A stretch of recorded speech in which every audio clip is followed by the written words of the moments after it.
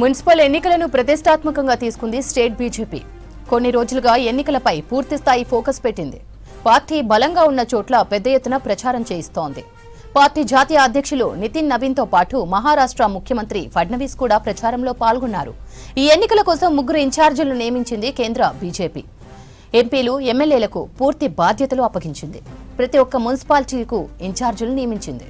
గత వారం నుంచి ప్రచారంలో మరింత స్పీడ్ పెంచింది. బహిరంగ సభలు, కార్నర్ మీటింగ్లు, రోడ్ షోలతో ప్రచారాన్ని హోరెత్తిస్తున్నారు పార్టీ నాయకులు. మున్సిపల్స్ పై బీజేపీ ప్రచారానికి సంబంధించి మరింత సమాచారం విజయ్ అందిస్తారు. విజయ్ చెమ్మటిన్, ప్రస్తుతం ఏ నేతలు ప్రచారాల్లో పాల్గొన్నారు? ఇప్పటి వరకు అప్డేట్స్ ఏంటి? మున్సిపల్ ఎన్నికలపైన ప్రధానంగా బీజేపీ ఫోకస్ పెట్టింది. పట్టణాల్లో జరుగుతున్నటువంటి ఎన్నికలు, అదేవిధంగా పార్టీ సింబల్తో జరుగుతున్నటువంటి ఎన్నికలు కావడంతో ఇటు కేంద్ర రాష్ట్ర పార్టీలు కూడా పూర్తి స్థాయిలో ఫోకస్ పెట్టాయి.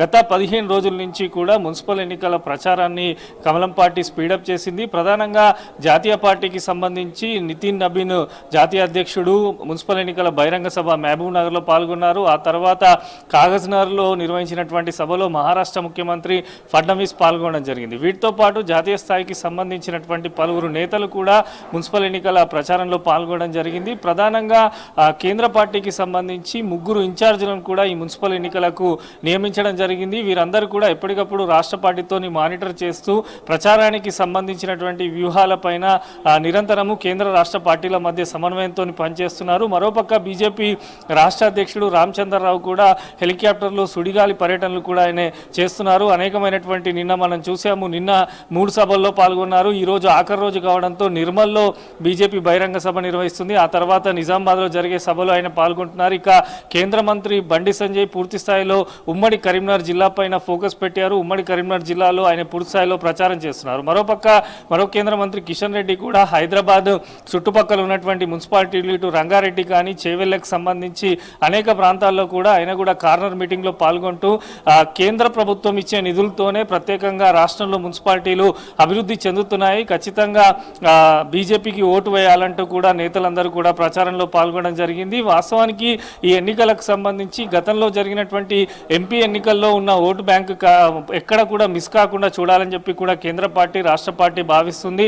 ఎంపీలు, ఎమ్మెల్యేలకు పూర్తిస్థాయి ఇన్ఛార్జ్ బాధ్యతలు కూడా అప్పచెప్పడం జరిగింది. ఏదైతే గతంలో రీసెంట్గా జరిగినటువంటి ముంబై మున్సిపల్ ఎన్నికలు కానీ, అటు గుజరాత్లో జరిగినటువంటి ఎన్నికలకు సంబంధించి ఆ విధానాన్ని ఇక్కడ అమలు చేయాలని చెప్పి కూడా రాష్ట్ర బీజేపీ భావిస్తుంది.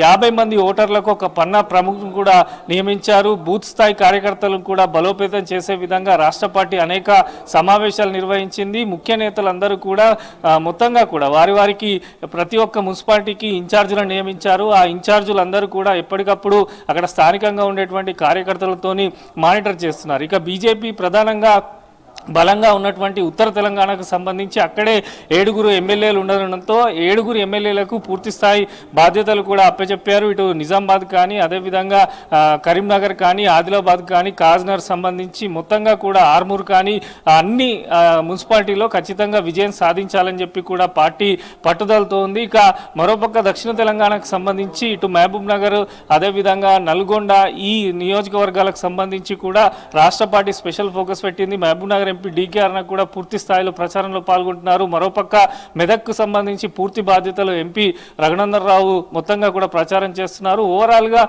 ఎంపీలు, ఎమ్మెల్యేలు సమన్వయంతో పాటు అదేవిధంగా కేంద్ర నాయకత్వము, అదేవిధంగా రాష్ట్ర నాయకత్వం ఎప్పటికప్పుడు ఎన్నికల ప్రచారంలో పాల్గొంటున్నారు. ఎక్కడైతే బలంగా ఉన్న చోట ఖచ్చితంగా మెజార్టీ స్థానాలు విజయం సాధించాలి.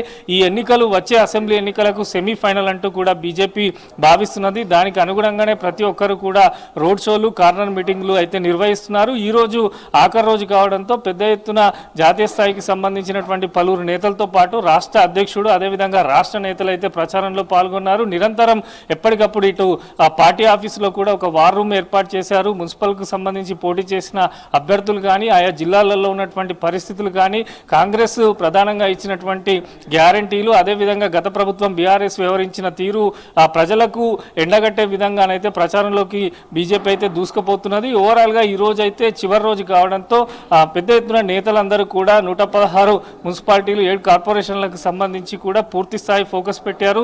ఎప్పటికప్పుడు ఇన్ఛార్జీలు అదేవిధంగా ఎమ్మెల్యేలు ఎంపీలు కూడా మానిటర్ చేస్తున్నారు. 3 ఇన్ఛార్జీలను కేంద్ర పార్టీ నియమించింది కనుక వారు కూడా ఇక్కడ ఉన్నటువంటి రిపోర్టును జాతీయ నాయకత్వానికి కూడా పంపించడం జరుగుతున్నది. ఓవరాల్గా ఏదైతే పట్టణాల్లో బలంగా బీజేపీ ఉందని చెప్పుకుంటున్నప్పటికీ ఆ ఓటు బ్యాంకును ఎక్కడ కూడా మిస్ కాకూడదు. ఖచ్చితంగా రాష్ట్రంలో ప్రత్యామ్నాయ పార్టీగా మేమే ఎదగాలనే విధంగానైతే ఈ మున్సిపల్ ఎన్నికల్లో బీజేపీ ప్రచారం చేస్తున్నది. శ్రీవంతి.